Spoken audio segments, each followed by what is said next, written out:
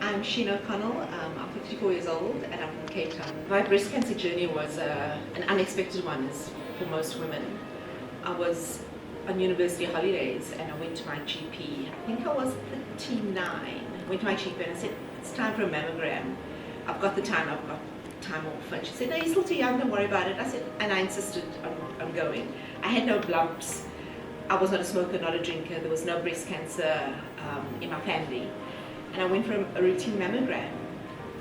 And this is what they said. They said, oh, you've got very dense breast. It looks like a benign, it looks like there's something there that looks benign, but I wouldn't worry about it. And my GP, I remember phoning me saying, Sheena, 99% of women get this and it's fine, I wouldn't worry about it. Just go for a fine needle biopsy. Luckily, I have a plastic surgeon friend who said, Sheena, let's just do a more of a tissue excision, a more intense biopsy. And I think that was on the Thursday, and I woke up and they said, oh, it's fine, but we'll phone you nonetheless. And the Monday they phoned, I remember clearly where I was.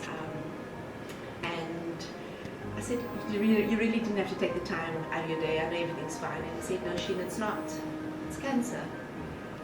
And I can only explain that the world stood still.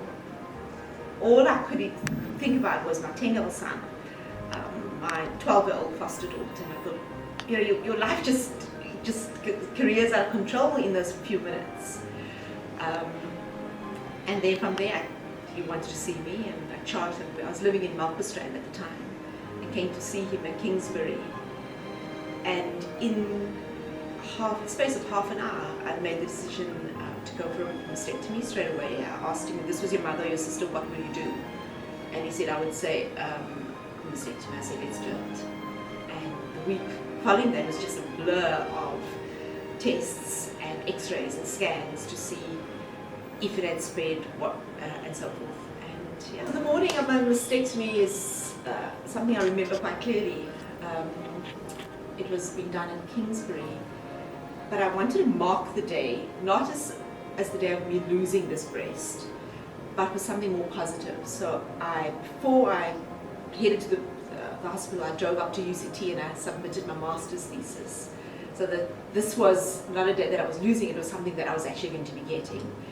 And I went down and I think I was very nonchalant and confident until I was in the operating theatre on the surgical bed, and I just had this desire to bolt off.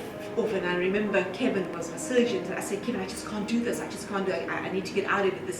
This desire to just run away.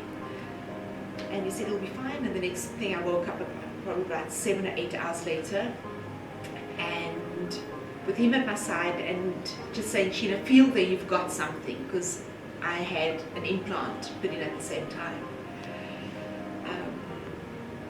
Yeah, so that was it. And following that was a whole series of, because the business of a mastectomy and immediate reconstruction with an implant is not you're not literally replacing one with the other, and life carries on. There were a series of surgeries after that. You have to have a great sense of humor with something like breast cancer, because you've got to come to terms with a body that doesn't behave in the way that it used to behave. And the journey that it's taken to me now is one where I love my new body. I've been absolutely supported by the staff in the store. Not once did I ever come here thinking that I was less than or different from. This was just a set of breasts that kind of needed a little bit of readjustment. And the biggest thrill that I got was buying new underwear that suited a new Sheena that was just for me. It wasn't for anybody else. So I'm very proud of them and where they've come from, because I think it's a testimony to what is possible, that breast cancer is not a death sentence, that women should be talking about it more, that we must go for mammograms, that it can hit anybody at any stage, regardless of how good we are at eating or not eating or exercising. And if we get that diagnosis, that it is an amazing ability to change your life for the better.